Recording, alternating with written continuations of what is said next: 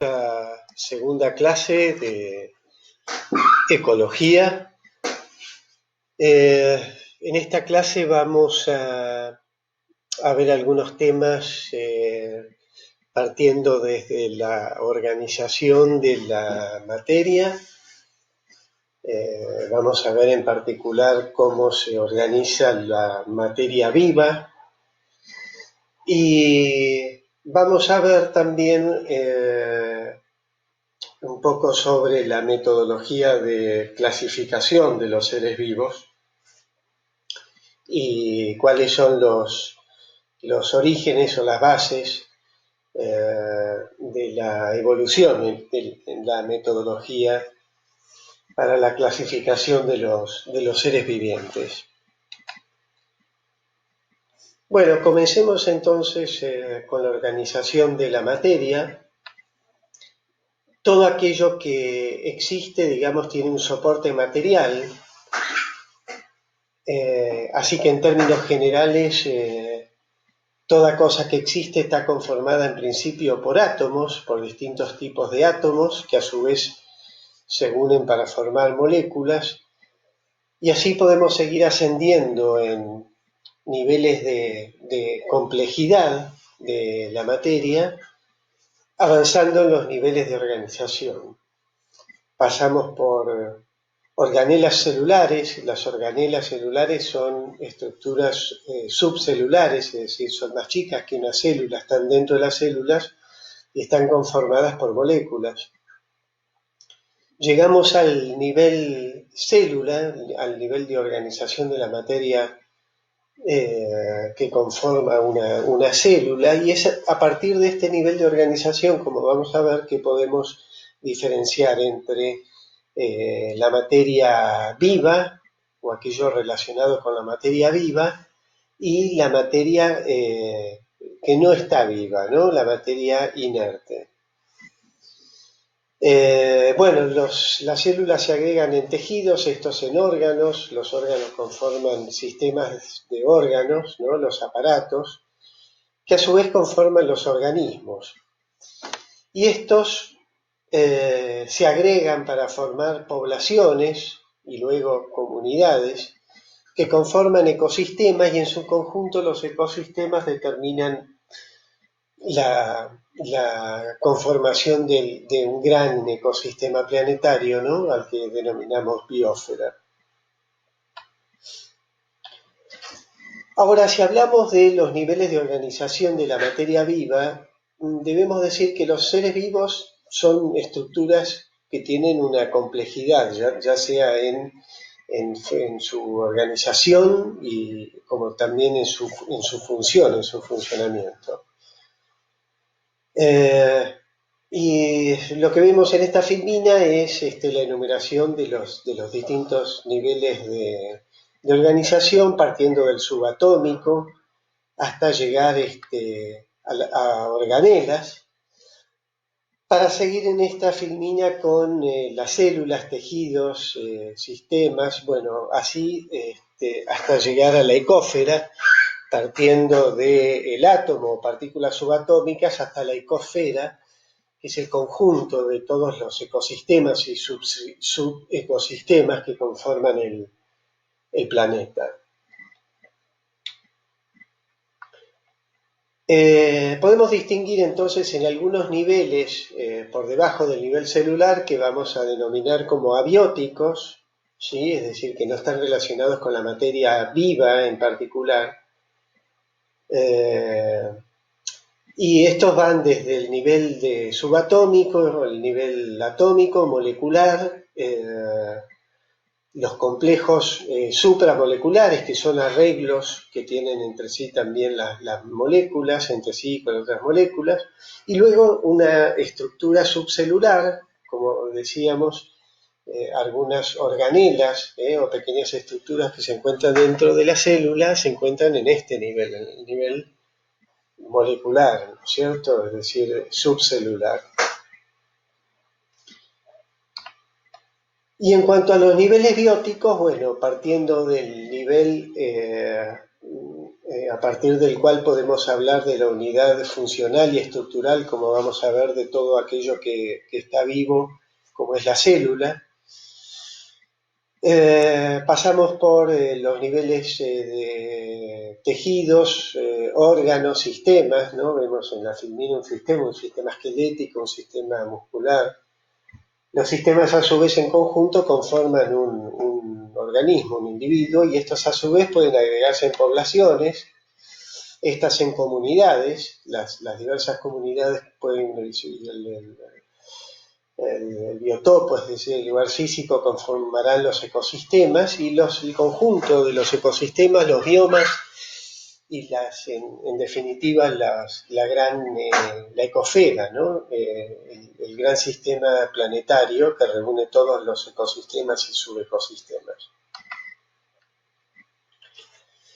Y cuando hablamos de cómo están constituidos, cuál es la química, digamos, de los seres vivos, bueno, podemos ver que algunos elementos en particular son distintivos de la materia viva, ya que son los más abundantes, ¿sí? Son los que prevalecen, que son en particular el carbono, el oxígeno, el hidrógeno y el nitrógeno. Sí, como vamos a ver, las moléculas que conforman la vida, las biomoléculas, están básicamente formadas por estos elementos. Los bioelementos se encuentran en distintas proporciones en la materia viva, algunos en muy baja concentración, y estos se denominan oligoelementos. No por menos abundantes son menos necesarios para la vida, son necesarios para muchas funciones vitales que conforman el metabolismo, es decir, el conjunto de reacciones que tienen lugar dentro de las células. Bueno, y las biomoléculas son moléculas que, como lo dice el término, biomoléculas son las moléculas que conforman la vida y están formadas por combinación de bioelementos, ¿no? Es decir, estos elementos que nombramos y otros. Luego tenemos las biomoléculas inorgánicas, es decir, son biomoléculas en este caso inorgánicas, pero que tienen mucho que ver, digamos, o que son absolutamente necesarias, mejor dicho, para la existencia de la vida, tanto como las biomoléculas orgánicas. Estas son el agua, es decir, las moléculas que conforman el agua son vitales para la vida. Sabemos que la vida en términos generales está conformada básicamente por agua. Prácticamente todos los animales y vegetales están formados mayoritariamente por agua. Y luego las sales minerales, las sales de distintos minerales que son necesarias para la función fisiológica y que, bueno, forman solución, estas sales justamente forman soluciones con las moléculas de agua, ¿no? Así que todas estas son las moléculas que conforman la vida y los elementos que conforman la vida. Luego tenemos biomoléculas orgánicas. Podemos distinguir entre 4 tipos fundamentales de biomoléculas orgánicas, y la combinación de este tipo de moléculas forman, digamos, las estructuras que conforman las células, y estas a su vez los tejidos y así, ¿no? Los órganos, los sistemas, los organismos. Hablamos de 4 tipos principales de biomoléculas orgánicas, que son los hidratos de carbono, los lípidos, los aminoácidos y los ácidos nucleicos, ¿no? Cuando hablamos de lípidos nos referimos a las grasas, a los aceites, a las ceras. Cuando hablamos de hidratos de carbono, a los azúcares, ¿sí? Al almidón, a otros materiales de reserva. Los aminoácidos, bueno, son subunidades que conforman a su vez las proteínas, y los ácidos nucleicos, que forman parte de los ácidos del ácido ribonucleico y desoxirribonucleico, ¿no? Los ácidos nucleicos. Bueno, y las moléculas, acá tenemos una descripción un poco de las distintas moléculas orgánicas que acabo de describir, con algunas características que ustedes podrán ver sobre los glúcidos, es decir, hidratos de carbono, las proteínas, los lípidos y los ácidos nucleicos. Estos tienen estas distintas moléculas orgánicas, algunas por ejemplo combinadas como proteínas y lípidos forman las membranas de las células en general. Los ácidos nucleicos conforman el material genético, es decir, responsable de la transmisión hereditaria de caracteres de células a células hijas y así de organismos a sus progenitores, desde sus progenitores, ¿no es cierto? Bueno, en fin, la combinación de estas biomoléculas orgánicas tienen muy distintas funciones a nivel estructural y a nivel fisiológico en las células. Bueno, y llegamos a la célula como una unidad estructural de los seres vivos, ¿no? Porque realmente la célula, como vemos, es una unidad morfológica, es decir, de estructura, de forma, pero también de función. Con esto queremos decir que todas las funciones vitales, metabólicas que tienen lugar en los organismos lo hacen dentro de sus células que conforman sus tejidos, ¿sí? Por eso podemos decir que cada célula es en sí una unidad estructural y funcional, ya que todas estas funciones metabólicas pueden replicarse en cada una de las células del cuerpo, marcando así la idea de independencia como unidad fisiológica y de estructura de una célula. De hecho, hay, como sabemos, organismos que están formados por una sola célula, ¿no? Tanto procariotas como eucariotas, como vamos a decir, animales, o mejor dicho, seres vivientes más sencillos como las bacterias y algunos más complejos o con células un poco más complejas en su organización, como pueden ser protozoos, ¿no? Que están conformados por una sola célula. Bueno, las células están formadas, básicamente están delimitadas del medio externo, como decíamos, por una membrana plasmática. Ya vamos a ver algunas características de las células. Y tenemos distintos tipos celulares que vamos a ver, procariotas y eucariotas, básicamente. En el primer caso nos referimos a las formas más primitivas y en todo caso que aparecieron en primer lugar sobre la Tierra y luego de las células más evolucionadas, sobre estas las eucariotas. Y hablando de células, existe una teoría que se postuló originalmente sobre algunas observaciones que se hicieron en el siglo, básicamente en el siglo XIX y anteriores, que determinaron que se postularan algunos principios que se conocen como la teoría celular, ¿no? Que actualmente está ayornada y que es, un poco tiene como los postulados, digamos, un enunciado un poco más amplio. En principio, los postulados son que la célula es la unidad fundamental de estructura y función en los seres vivos, en todos ellos. Luego que todos los seres vivos están constituidos por células, al menos por una célula, ¿sí? Y que todas las células provienen de otras células preexistentes. Estas serían básicamente los postulados de la teoría celular. Y esto tenemos que agregar también como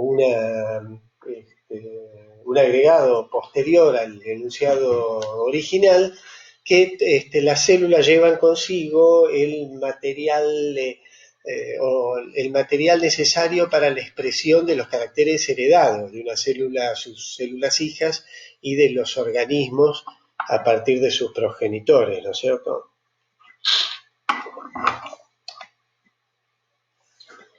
Bueno, y con respecto al desarrollo de esta teoría celular, podemos citar algunos antecedentes directos, digamos, de las conclusiones que dieron lugar a la teoría celular. Básicamente lo que tenemos acá en orden cronológico es el aporte de distintos personajes, algunos de ellos simples observadores de la naturaleza, otros dedicados a la fisiología vegetal o animal, ¿sí? En principio vemos el descubrimiento del primer microscopio de lentes, aproximadamente en 1600. Luego la primer mención de la célula con el nombre actual de célula, eh, que digamos fue realizada por Robert Hooke, que con uno de estos primitivos eh, microscopios que se habían desarrollado hace muy poco, examinó unas delgadas láminas de corcho y vio unas celdillas a las cuales llamó células, dando origen al término que iba luego a perpetuarse, digamos, ¿no? Como para caracterizar a estas unidades que conforman los seres vivos. Bueno, y otros observadores como Leeuwenhoek, que observó algunos microorganismos a los que llamó, los llamó animáculos, y observó algunas otras cosas como glóbulos rojos, espermatozoides, bueno, algunas observaciones. Y luego algunas observaciones como las de Schwann en el tejido animal, o las de Schleider en tejidos vegetales. Ambos llegaron a la conclusión en uno y en otro caso que tanto plantas como animales estaban formadas por unidades que eran estas células. Y Virchow, que es el que enuncia esta idea de que toda célula viene de otra célula, ¿no? Que forma parte de la teoría celular. Bueno, Robert Hooke lo tenemos aquí, y podemos ver una observación de una lámina, de un dibujo realizado en sus tratados, donde se observa estas laminillas de corcho, donde él observó estas formas de celdas o de células en primer lugar. Bueno, y luego de la historia del estudio celular tenemos muchos otros hitos que podemos observar acá en una línea cronológica, y ustedes pueden observar distintos personajes, algunos como los que acabamos de nombrar, algunos dejaron su nombre, incluso por ejemplo Schwann. Hay algunas células del tejido nervioso que llevan su nombre. Bueno, y otros investigadores u observadores de la naturaleza que hicieron sus aportes en cuanto a el desarrollo del estudio de las células en general, ¿sí?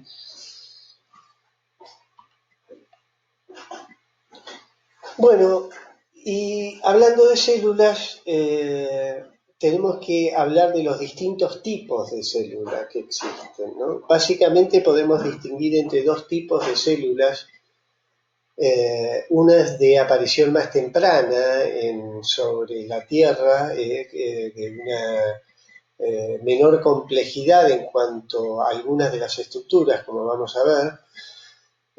Son las células procariontes.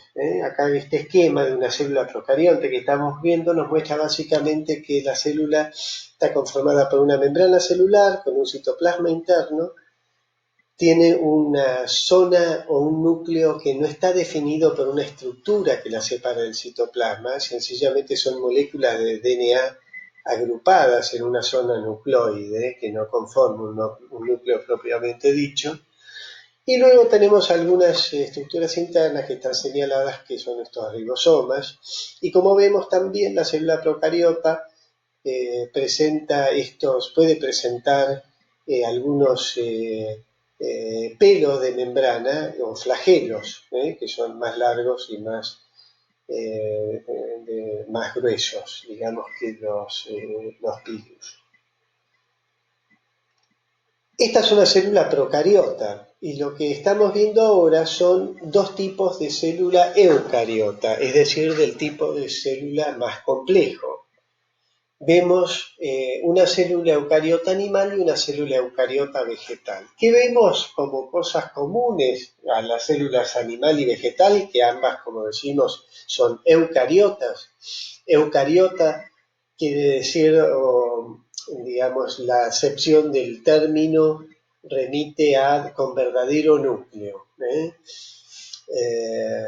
De la misma forma que habíamos visto que en la célula procariota no existe un núcleo propiamente dicho, acá sí vemos que tenemos un núcleo conformado por una membrana nuclear que la separa del citoplasma. A su vez tenemos un nucleolo, que es una zona dentro del núcleo que al microscopio se ve como bien intensa, donde se concentran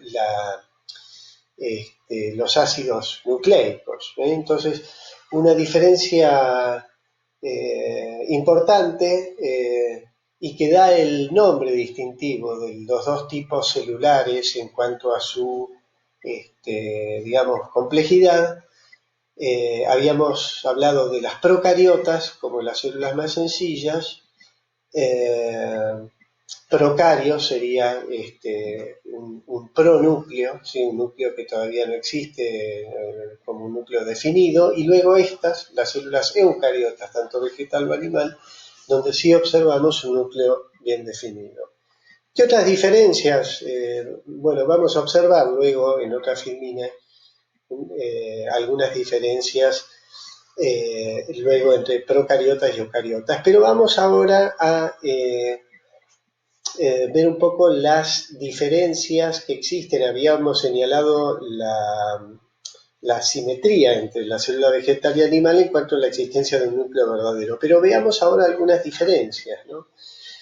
Vamos a ver, por ejemplo, que las mitocondrias que vemos sí existen en ambos tipos celulares, lo cual es de esperarse, por supuesto, porque un concepto que tenemos que tener absolutamente claro es que la respiración celular, que es un proceso, como vamos a ver un poco más adelante, por el cual las células pueden obtener eh, energía a partir de la oxidación de moléculas orgánicas, ¿sí? Como los hidratos de carbono, los lípidos y, llegado el caso, también las proteínas.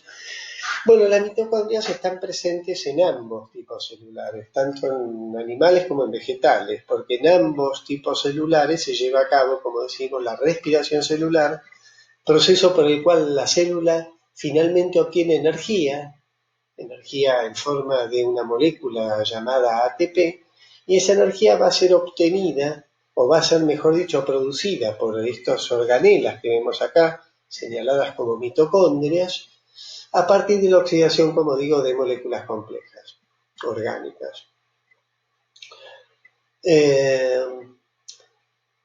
Bueno, entonces es común a ambas células, a la animal y a la vegetal, un núcleo propiamente dicho, bien definido, y la presencia de mitocondrias, ¿sí? Ahora, observamos la presencia de una importante organela o estructura celular, subcelular, como es el cloroplasto. Como vamos a ver, el cloroplasto se encuentra solo en la célula vegetal. Por supuesto, en las células animales no tenemos cloroplastos. El cloroplasto, como vamos a ver, y en esto se emparenta con la mitocondria de la que acabamos de hablar, el cloroplasto es un órgano muy importante para los vegetales, ya que provee a las células con capacidad de transformar a expensas de la energía lumínica, energía, justamente energía lumínica en energía química que puede formar parte de la estructura de los vegetales o que puede proporcionar la energía para llevar adelante todo el metabolismo celular.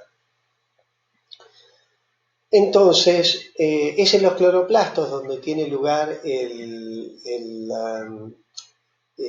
fenómeno de la fotosíntesis, mejor dicho, el proceso de fotosíntesis, por el cual la energía lumínica, o a partir de la energía que proporciona la luz, transformar dióxido de carbono que es obtenido en el aire, ¿sí? A partir de la atmósfera que rodea a los vegetales, ese dióxido de carbono puede ser fijado en hidratos de carbono, ¿sí? Es decir, que a partir de energía lumínica el proceso fotosintético proporciona energía química, ¿sí?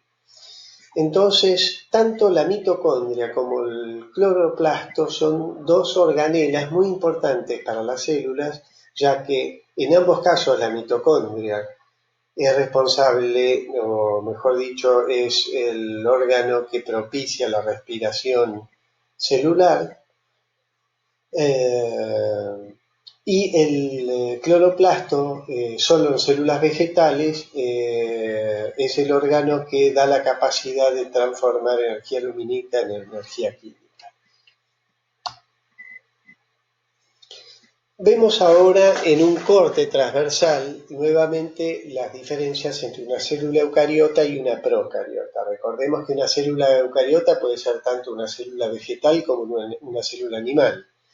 Y en el caso de las células procariotas hablamos de las células más primitivas. Básicamente, cuando hablamos de una célula procariota debemos imaginar una bacteria, ¿sí?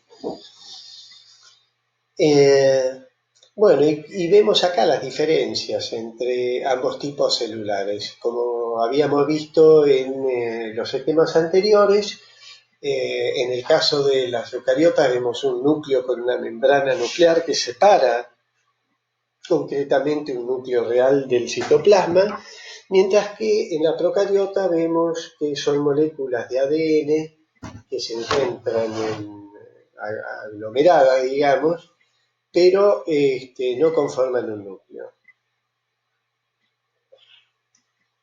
Como vemos también, se encuentran ribosomas.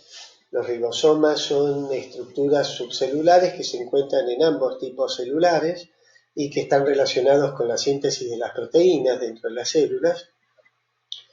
Pero los ribosomas son ligeramente distintos en tamaño. En el caso de las células eucariotas son de 80S y en el caso de las procariotas son de 70S. Es decir, estas son las diferencias básicas entre las células más primitivas o procariotas y las células eucariotas. Podemos entonces enumerar el núcleo no definido en las procariotas, sí núcleo definido en las eucariotas. Fíjense también la presencia de mitocondrias solo en células eucariotas, es decir, esta respiración celular que se lleva a cabo en las mitocondrias, en las células eucariotas, si bien existen los procesos de respiración en las células procariotas, estas se llevan a cabo en pliegues internos de la membrana. No existen mitocondrias donde se realice la respiración celular en las células procariotas. Bueno, estas son las diferencias principales entre estos tipos celulares. Vemos ahora en este esquema, podemos ver juntas una célula vegetal eucariota, ¿sí? Vemos una célula animal eucariota y una célula procariota. Y aquí podemos, en forma comparada,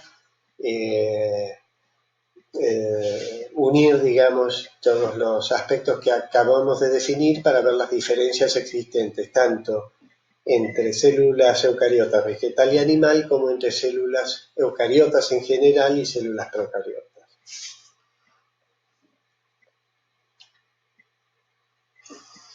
Bueno, aquí lo que tenemos es en forma de cuadro, digamos, que ustedes pueden ver y para repasar todo esto que venimos hablando, cuáles son las diferencias fundamentales entre las células eucariotas y las procariotas, en cuanto a tamaños, estructuras internas y demás. Lo que vemos acá es un esquema donde podemos ver en forma comparada, digamos, distintos niveles en la organización, digamos, de los niveles de organización de materia, y podemos además establecer una comparación entre tipos celulares y por ejemplo, las mitocondrias y las bacterias, que como vemos se encuentran en niveles similares, digamos, de tamaño. Y como vamos a ver, esto es coherente en función de cierta teoría que ustedes van a ver en material complementario a esta clase, que es la teoría de la endosimbiosis, en la cual nos habla de un origen, de un probable origen bacteriano de las actuales mitocondrias y también cloroplasto. Como les digo, esta teoría de la que les acabo de hablar, la teoría de la endosimbiosis, y las características de cloroplastos y mitocondrias forman parte de una clase complementaria que ustedes van a encontrar en el campus como clase complementaria de la clase 2, mitocondrias, cloroplastos y endosimbiosis. Bueno, como les digo, acá podemos ver las diferencias que hay entre distintos y hacer comparaciones entre distintos elementos, distintos tipos celulares. Fíjense que una bacteria que básicamente está conformada por una célula procariota es notablemente, es un orden de diferencia más chico que en principio una célula animal o vegetal, es decir, una célula eucariota. Bueno, vamos ahora que hemos visto un poco la organización de la materia y a partir del nivel celular, la aparición de la organización de la materia viva, vamos a ver un poco ahora cómo se clasifican, es decir, cuál ha sido la historia en la búsqueda de la clasificación, de alguna manera, de los organismos, de los seres vivientes, que como vamos a ir viendo a lo largo del curso, forman parte de una gran biodiversidad que conforman todos los seres vivientes actuales y los que han vivido ya extintos sobre el planeta Tierra. Bueno, ¿qué es la taxonomía? Digamos que el origen etimológico refiere a la clasificación, al ordenamiento, ¿no? Es una regla de orden, una regla de ordenamiento, ¿sí? Se refiere a justamente, es una ciencia que busca la clasificación, ¿sí? Busca un orden, generar mediante la clasificación un orden en la gran biodiversidad de todos los seres vivientes. O sea que la ciencia de la taxonomía lo que busca es la clasificación de organismos en función de su estudio, su comparación, y de la obtención de parámetros, distintos parámetros de comparación entre organismos, para establecer estas normas o reglas de ordenamiento en su clasificación. Y un sistema de clasificación lo que provee es una forma conveniente de poder ver en forma universal todos los seres vivos, ¿no es cierto? Es una forma de ordenarlos, de agruparlos, de clasificarlos y de poder observarlos de esta manera también, ¿no? Según los distintos enfoques de estudio que uno pretenda, desde la taxonomía podemos realizar distintos tipos de agrupamientos de los sistemas vivos y de los organismos. Y si hacemos un repaso en cómo se clasificaron a lo largo del tiempo los seres vivos, podemos partir de Aristóteles, que ya algunos siglos antes de Cristo separó entre dos grandes reinos, digamos, ¿no? Lo que hoy podríamos llamar reinos, que son el animal y el vegetal. Y además introdujo el término de especie, ¿no? Como formas similares de vida, ¿no? Este es el sentido que le dio a la especie, ¿no? El término especie, formas similares de vida, ¿no? Esta es una gran clasificación grupal, original, que ha ido complementándose y modificándose a lo largo del tiempo, ¿no? Entonces Aristóteles además hacía algunas divisiones como según sus hábitats, ¿no? Si eran terrestres, marinos o aéreos, es decir, sentó una primer base, digamos, para la clasificación de seres vivos según algunas características, ¿no? Y un discípulo de Aristóteles, Teofrasto, pasó a la historia como un reconocido botánico porque él generó un primer sistema para clasificar plantas según cómo crecían, ¿no? Cómo eran sus hábitos o sus formas de crecimiento, distinguiendo entre hierbas, arbustos y árboles, ¿no? O sea que introduce una primer clasificación basada en estructuras, en observación de estructuras. Y estos sistemas de Aristóteles en dos grandes reinos y según los ecosistemas, si estos eran, ¿no? Si estos, o mejor dicho, de los hábitats, si eran aéreos, terrestres o acuáticos o de la observación de estructuras, conforman una base que persiste o que dura durante muchos siglos, ¿no? Recién en los siglos XVI-XVII comenzaron nuevas ideas, ¿no? También con el conocimiento de muchas plantas que llegaban a Europa desde las colonias europeas, hizo falta avanzar un poco sobre sistemas de clasificación un poco más complejos y un poco más prácticos, ¿no? John Ray es un botánico inglés, también del siglo XVII, que creó o desarrolló un método para clasificar las plantas según la estructura de su semilla. Fue conocido como un gran naturalista, ¿no? Inglés. Vivió 200 años antes que Darwin y que apareciera Mendel con sus primeras teorías, digamos, sobre la genética, pero él observó que ya que algunas especies podían cruzarse, ¿sí? Algunas variedades vegetales con las que trabajaba,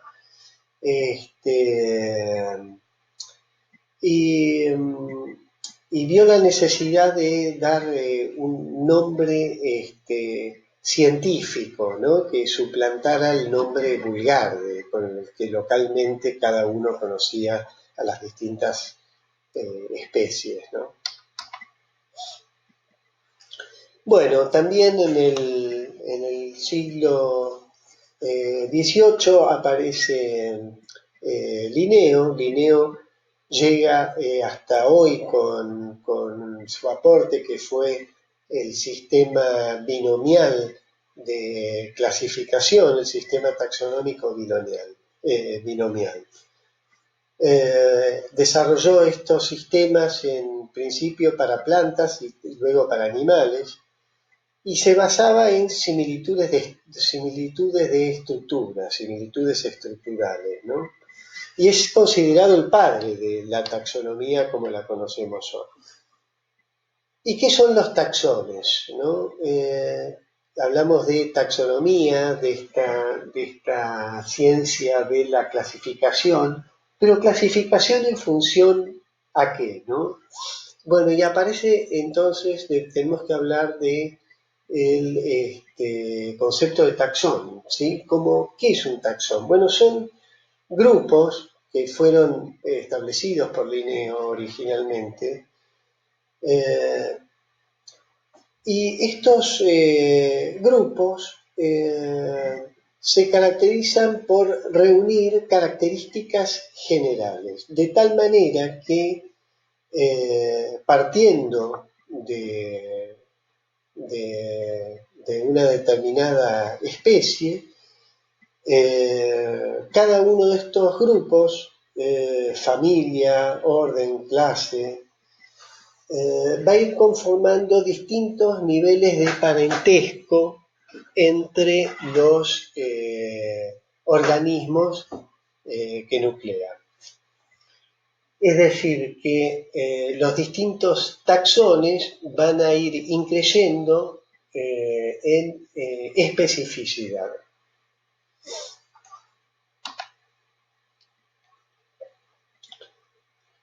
Por ejemplo, tenemos aquí un ejemplo de la clasificación de una determinada especie. En este caso tenemos al gato, como conocemos vulgarmente al animal, y vamos a ver cómo es el método de clasificación, cómo se van integrando los distintos taxones y cómo estos taxones se van haciendo cada vez más específicos, justamente hasta llegar a determinar una especie única. Partimos del dominio, ¿sí? El gato pertenece a un gran dominio, luego vamos a ver de qué hablamos cuando hablamos de dominio y cuando hablamos de reino. Un gran dominio que reúne un gran número de seres vivos. Es decir, que en principio la especificidad de este taxón no es muy grande, ¿sí? ¿Por qué? Porque el dominio reúne una gran cantidad de organismos. Por ejemplo, Eucaria reúne todas las plantas y todos los animales, imagínense. Entonces, bajo ese dominio se encuentra en un taxón que es el reino, este animal, el gato, se encuentra en Animalia, es un reino, uno de los reinos que se encuentran bajo ese dominio. Pasamos luego a un filum, que es un taxón un poco más específico. Encontramos los cordados. ¿Qué son los cordados? Bueno, los cordados son en principio todos aquellos animales que tienen en principio lo que se conocía originalmente en el primer vertebrado como la notocorda, ¿sí? Es decir, nos estamos refiriendo a que se trata de un animal vertebrado, ¿sí? Un gato es un animal vertebrado. Luego estamos en la clase Mammalia, ¿sí? Otro taxón, ¿sí? ¿Por qué? Porque se está hablándonos de que pertenece a la clase mamíferos. Además de ser un vertebrado, un reptil también es un vertebrado, pero no es un mamífero, ¿sí? Entonces esta clase es la de los mamíferos, un gato es un mamífero. ¿En qué orden? Bueno, está en un orden en donde se encuentran dentro de los mamíferos y de los vertebrados, aquellos que cumplen con todo esto, pero que además son carnívoros, ¿sí? Luego la familia, que es Felidae, o que son los felinos, el género, Felis, y la especie, finalmente, que según el método de clasificación binomial de Linneo, está formado por el nombre del género y un nombre genérico en latín que le da nombre final a la especie. En este caso, Felis catus, ¿sí? Género Felis, especie Catus. Felis catus o gatos domésticos. La nomenclatura binomial que, como dijimos, que nos dejó Linneo como aporte, que se sigue usando hoy, es la que se utiliza para nombrar en forma científica, digamos, a todas las especies. Por ejemplo, el gato, según la clasificación de Linneo, es Felis catus. ¿Por qué? Porque Felis es el género, se escribe con mayúscula, luego la especie es Catus, que se escribe con minúscula, y finalmente Felis catus es, según la nomenclatura binomial, el nombre científico para el gato.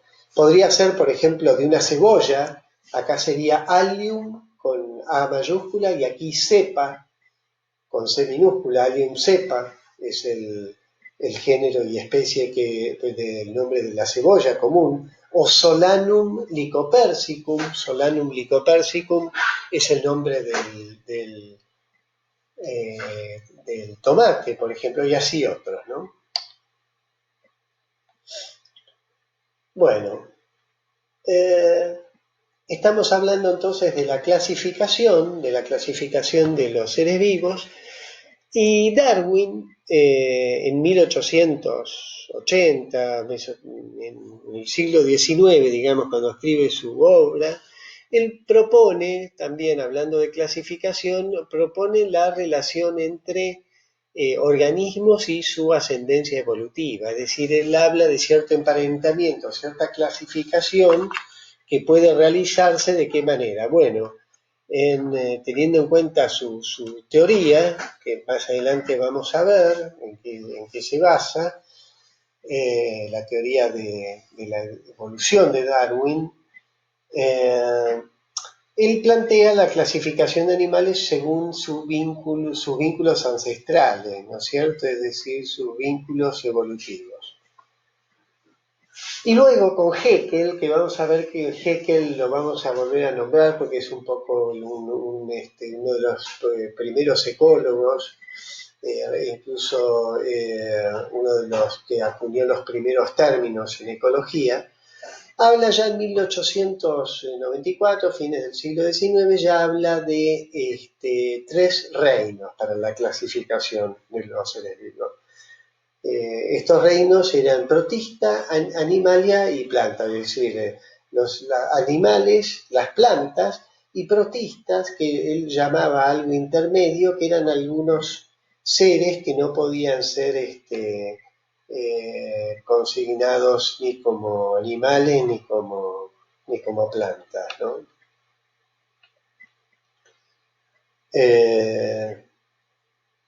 Bueno.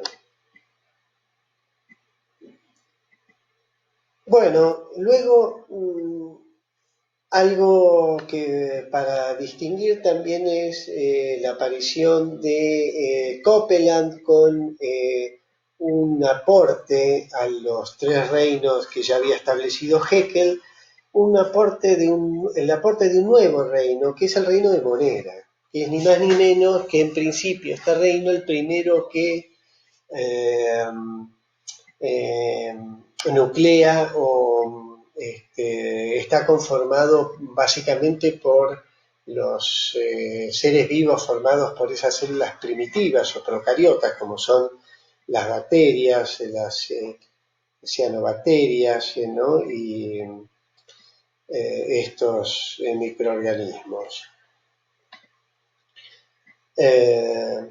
Y luego Whittaker aparece con una forma de clasificación basada en 5 reinos que básicamente, si bien hubo algunos aportes y algunas modificaciones, eh, nos acompaña hasta el día de hoy, ¿no? Este aporte de Whittaker en la clasificación de 5 reinos que estaban dados por protistas, animales, plantas, monera y hongos o fungi. Habíamos nombrado a Herbert Copeland, como dijimos, él propuso un nuevo reino que es monera, ¿no? Que agrupa entonces en este caso hasta el aporte de Copeland y luego de Haeckel teníamos 4 reinos, ¿no? Que eran monera, recientemente aportado por Copeland, y los anteriores protista, animales y plantas. Tenemos acá lo propuesto por Whittaker, que es básicamente una estructura de clasificación de 5 reinos, partiendo de alguna forma en una tendencia desde el reino monera en la base, con el reino protista luego y los reinos de plantas, animales y hongos.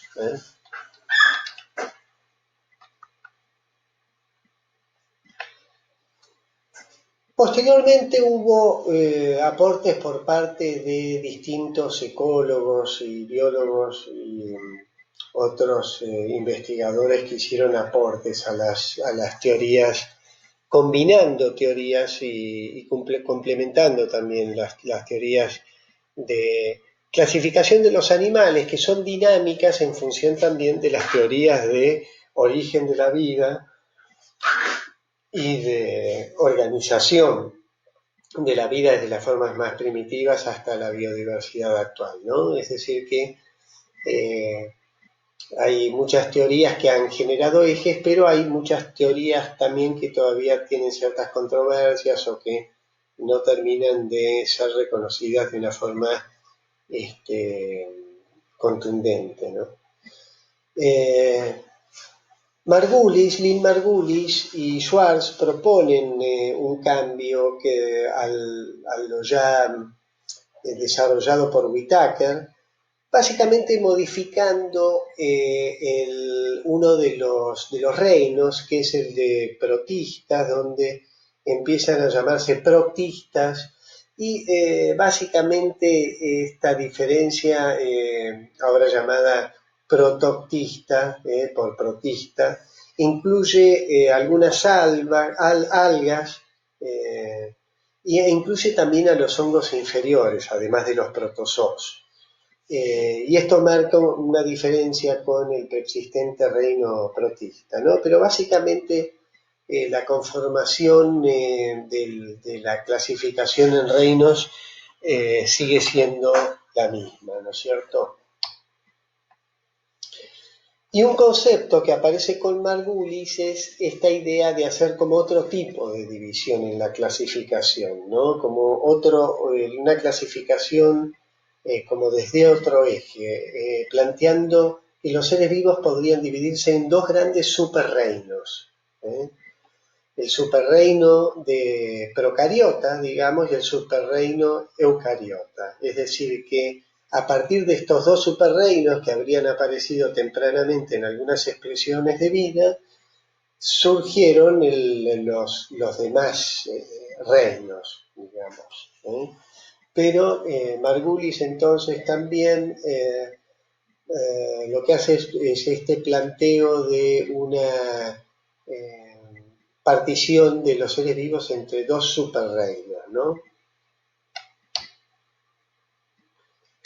Y esta sería la clasificación de Margulis, como les digo, similar a la de Whitaker, solo con podríamos decir, un reino protista ampliado, que ahora se llama protoctista, ¿sí? Que ha incluido algunas algas y también algunos hongos inferiores.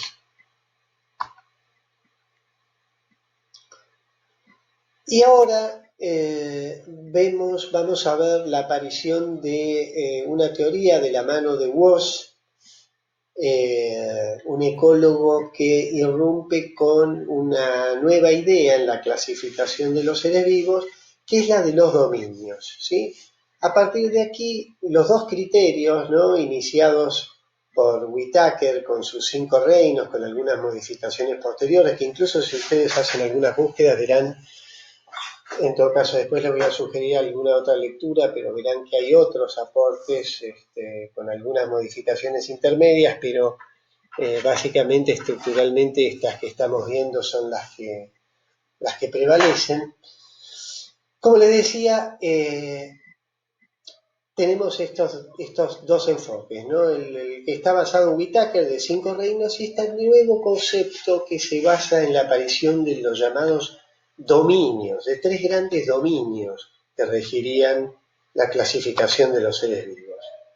Esto lo propone Carl Woz, y lo interesante es que Woz, ¿en qué se basó para establecer su metodología de clasificación? Porque las clasificaciones o la forma de metodológica de clasificación que venimos viendo se basa en qué? En comparación de estructura, ¿no? De similitudes en que, bueno, en estructura muchas, ¿no? Porque habíamos visto que cuando por ejemplo, cuando veíamos dónde situábamos en cada uno de los taxones, de los niveles taxonómicos al gato, ¿sí? Desde lo más específico que lo sitúa como gato, ¿no?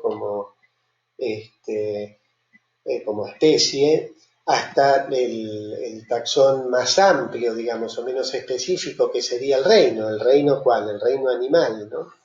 Pero vimos que las diferencias entre comparar estructuras, si tiene o no, o funciones, ¿no? Si tiene o no vértebras, si es carnívoro o es herbívoro, es decir, comparaciones de tipo estructural y funcional de los organismos permitían esta clasificación, pero la novedad es que Woz trabajaba con material genético, es decir, trabajaba con ácidos nucleicos en la caracterización de distintos microorganismos.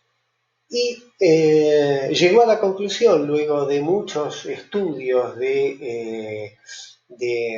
como les digo, de los ácidos nucleicos de bacterias en particular, se dio cuenta que algunos de estos microorganismos tenían un material genético con algunos marcadores que eran diametralmente opuestos, lo cual ameritaba que pertenecieran desde este lugar de observación, que era desde el lugar molecular, que pertenecieran a dos grupos completamente distintos. Así es que él hace una gran distinción entre bacterias y arquea, ¿sí? Lo que podía conformar, digamos, lo que conocíamos como ese aporte del reino Monera, que básicamente estaba conformado por todos los procariotas. Bueno, esta observación de Woese en función de ácidos nucleicos le permite hacer una gran diferencia entre arquea y bacteria. ¿Qué es arquea y bacteria? Bueno, básicamente ambos dominios, digamos, están conformados por bacterias, pero estas bacterias son muy distintas. Las que pertenecen al grupo arquea son aquellas más primitivas. Probablemente estamos hablando de los microorganismos y de los seres vivos más antiguos de la Tierra, y actualmente están representadas por aquellas bacterias que son capaces de colonizar medios extremos. Por ejemplo, las termófilas, que viven a temperaturas altísimas, imposibles para cualquier otra forma de vida. Las halófilas, que viven en situaciones de extrema salinidad, que ningún otro organismo podría soportar, digamos, vivir o reproducirse. Otras extremas son las metanógenas, que son capaces de producir metano. En fin, bacterias que se caracterizan por haber colonizado tempranamente ambientes primitivos de la Tierra en condiciones probablemente extremas, ¿no es cierto? Bueno, estos son los tipos de vida, podemos decir, de microorganismos más antiguos que conforman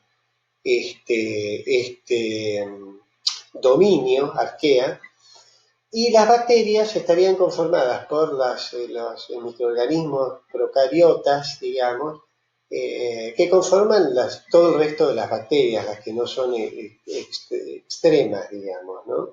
Entre ellas las bacterias patógenas responsables de, como los cocos, como los neumococos, como las bacterias, los bacilos y otras bacterias que transmiten enfermedades, ¿sí? Y otro tipo de bacterias que conforman otro tipo de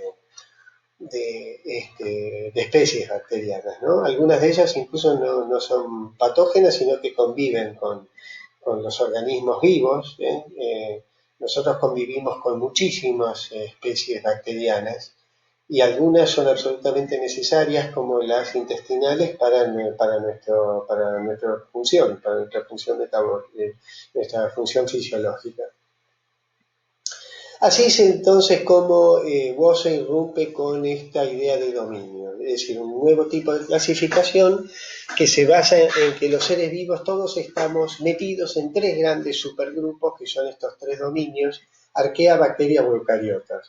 Arquea y bacteria acabamos de definirlo, son las bacterias más antiguas o extremas en arquea, las bacterias actuales, o podríamos decir bacterias comunes, que conforman las bacterias actuales en el dominio de bacterias, y en eucariotas, en el dominio de eucariota, estarían que, bueno, todos los seres vivos conformados por células eucariotas, es decir, plantas, animales y hongos. Recordemos que hongos es un reino que no se encuentra dentro del reino de las plantas, es un reino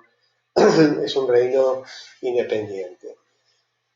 Entonces volvamos a la idea de dominio, ¿sí? Es un taxón, digamos, sería el taxón menos específico de todos. ¿Por qué? Porque es el taxón que engloba mayor cantidad de organismos con menor cantidad, menos emparentados al fin, pero por supuesto mucho menos emparentados que aquellos que se encuentran dentro del mismo taxón de género o de especie, ¿no es cierto?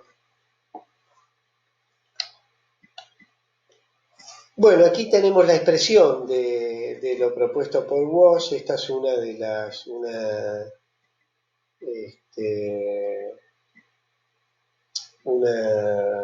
imagen aparecida en una publicación de Woz, donde podemos ver los tres dominios: bacteria, arquea y eucariota, y vemos dentro de los tres dominios cuáles son los organismos o los seres vivos, digamos, organismos que los conforman, ¿no? Vemos que dentro de eucariota, por supuesto, encontramos plantas, animales y hongos, ¿eh? Encontramos luego también todos los que formarían parte de los protistas. En arquea vemos, como les hablé hoy, las bacterias termoproteus, que son estas termófilas, las metanococcus, que son metanógenas, pero otras, las metanobacterium, que estas son productoras de metano, todas estas, ¿sí? Es decir, a partir de su metabolismo producen metano, que son típicas de los pantanos, ¿eh? Y luego tenemos bacterias, y dentro de bacterias todos los tipos bacterianos. Tenemos estas green filamentosas, que son las cianobacterias, ¿sí? Un tipo de cianobacterias, y las bacterias gram positivas, y otro tipo de bacterias actuales. Vemos entonces en este cuadro comparativo un poco las tres, que no son las únicas, como les digo, existen otros aportes, pero básicamente esta estructura general de reinos y de dominios son la forma más aceptada de clasificación. Tenemos ahora la original de Whitaker, que es de 5 reinos, ¿no es cierto? Monera, protista, hongos, plantas y animales. Luego tenemos la modificación ligeramente hecha sobre la estructura de Whitaker por Margulis y Schwartz, que modifica un poco el reino de protistas. Y luego tenemos lo que acabamos de ver, que es la propuesta de Woz con los tres dominios, ¿no? Eucaria, arquea y bacteria. Bueno, con esto terminamos esta clase. Quería comentarles que existe en el campus otro PowerPoint, se llama Complemento de la clase 2, y habla de mitocondrias, cloroplastos y endosimbiosis. Yo quisiera también que vean esa clase. La idea de esto es que tanto la primer clase en la que vimos la relación de la materia y la energía con la vida, eh, como esta otra clase donde hemos visto un poco la organización de la materia viva y la clasificación de los seres vivos, es interesante que ustedes puedan observar con claridad los procesos que se desarrollan en los cloroplastos y en las mitocondrias, ¿sí? Esto básicamente para unir la energética, digamos, de la vida a partir de estas organelas capaces de generar energía, en el caso de los cloroplastos, energía química a partir de energía lumínica, y en el caso de las mitocondrias, también energía química, a partir de la oxidación de moléculas complejas, orgánicas.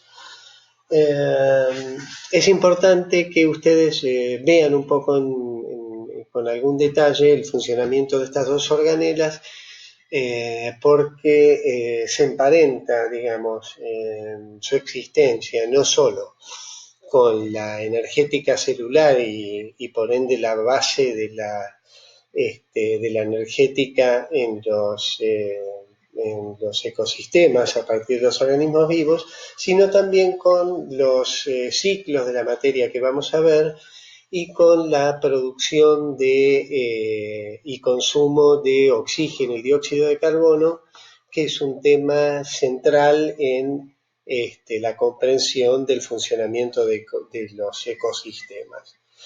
Entonces, los invito a que vean también, luego de esta clase, esa clase complementaria. Y aquellos que quieran pueden ver también un video que tiene el nombre de Endosimbiosis, donde pueden ver un poco más detalladamente la teoría de la endosimbiosis que postula Margulis. Margulis aparece en la clase que acabamos de ver como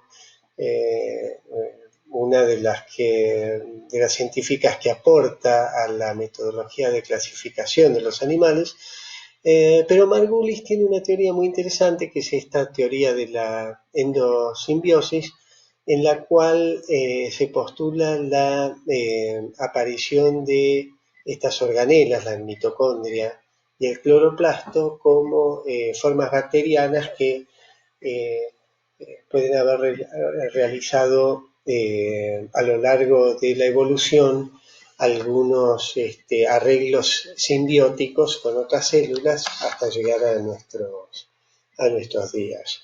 Bueno, seguiremos entonces la clase que viene. Un abrazo a todos y bueno, nos comunicamos luego en algún espacio de consulta.